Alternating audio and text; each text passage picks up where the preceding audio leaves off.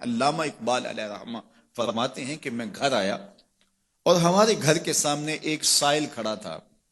سائل چوں قضائے مبرم ہے، جس طرح قضائے مبرم ہوتی ہے، ٹلتی نہیں ہے، اس طرح وہ ٹلنے والا ہی نہیں تھا. میں نے اس کو لا کہا بابا چلا جا، معاف کر، لیکن وہ ضد کر کے گھر کے دروازے کے اوپر کھڑا تھا. میں لاؤبالی کی عمر تھی تو سکول سے آیا تھا، میرے ہاتھ میں چھوٹی سی چھڑی تھی، تو میں نے اس کے کاسے کے اوپر ماری تو وہ کاسا ٹوٹ کے گر گیا اور اس کے اندر جو سارے دن کی ریزگاری جمع کی تھی وہ بھی بکھر گئی. تو کہتے ہیں کہ وہ ریزگاری اکٹھی کرنے لگا اور میرے والد شیخ نور محمد اندر سے کہیں دیکھ رہے تھے تو وہ باہر آئے. انہوں نے وہ ریزگاری اکٹھی کر کے اس کو دی اور اس کو اور پیسے دیے اور اس سے معذرت کی اور اس کو رخصت کیا اور مجھے بازو سے پکڑ کے اندر لے گئے. اقبال کہتے ہیں میں نے ساری زندگی اپنے والد گرامی کو یوں بلک بلک کے روتے نہیں دیکھا تھا. میرے والد نے مجھے بٹھا لیا اور کہنے لگے کہ اقبال، اگر قیامت کے دن رسول اللہ نے پوچھ لیا کہ تیرا بیٹا فقیروں کے کاسے توڑتا تھا تو بتا میں حضور کو جواب کیا دوں گا.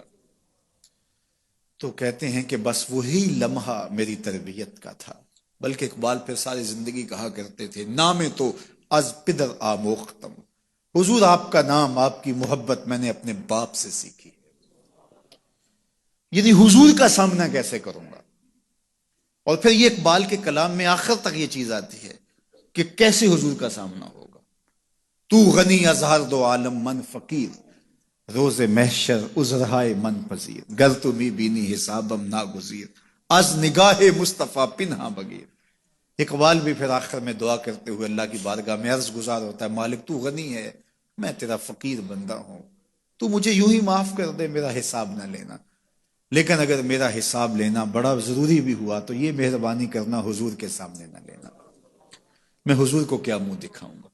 تو یہ فکر ملی کہاں سے؟ یہ باپ کی تربیت سے ملی، یہ ماں کی آغوش سے ملی. تو یہ ماں باپ کی ذمہ داری ہے کہ بیٹا جب کسی کا دل توڑے، جب کسی سے زیادتی کرے تو باپ وہیں اس کا راستہ روکے.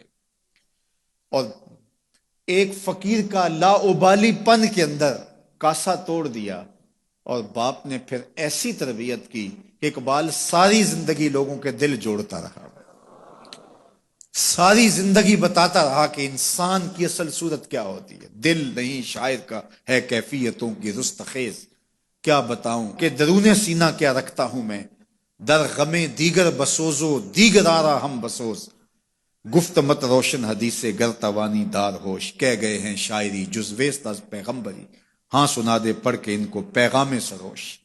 وہ کہتا ہے دوسروں کے غم میں جلنا اور پھر اس غم کو جہان میں پھیلا دینا، اسی کا نام شاعری ہے.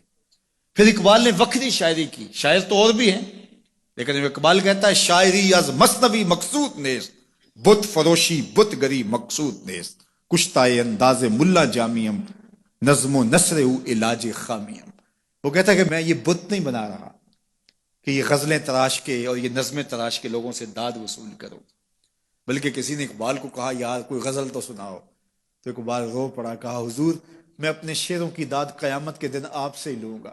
یارا مرا غزل خانے شمردن، یاروں نے تو مجھے غزل خان سمجھ لیا، میرا تو مقصد ہی اور ہے. بلکہ ان شعراء پہ تنقید اقبال نے کی، عشق و مستی کا جنازہ ہے تخیل ان کے اندیشہ تاریخ میں قوموں کے مزار، چشم آدم سے چھپاتے ہیں مقامات بلند، کرتے ہیں روح کو خوابیدہ بدن کو بیدار. ہند کے شاعر و صورت گر و افسانہ نویس، آہ بیچاروں کے اعصاب پہ عورت ہے سوار. ہر وقت لب و رخسار کے تذکرے، ہر وقت نشیلی آنکھوں کی کہانیاں، ہر وقت قد رانا کی باتیں. کہا تم اس خول سے نکل ہی نہیں رہے، تمہاری شاعری صرف ایک عورت کے گرد گھوم رہی ہے جس نے اس کو تخلیق کیا، اس خالق کے جلوے بھی تو دیکھو نا. تو اقبال پھر اقبال بنتا ہے اور اس کو یہ شعور، یہ آگہی، یہ نور ملتا کہاں سے ہے؟ یہ باپ سکھاتا ہے. باپ کے بعد پھر مولوی میر حسن ملتا ہے جو استاد اقبال کو اقبال بنا دیتا ہے. تو یہ ماحول انسان کو سکھاتا ہے. تو میں اور آپ دیکھیں کہ ہم اپنی اولاد کو کیا دے رہے ہیں. تو کبھی بھی اپنی اولاد کو اس کی اجازت نہ دیں کہ وہ کسی کمزور پر ظلم کرے.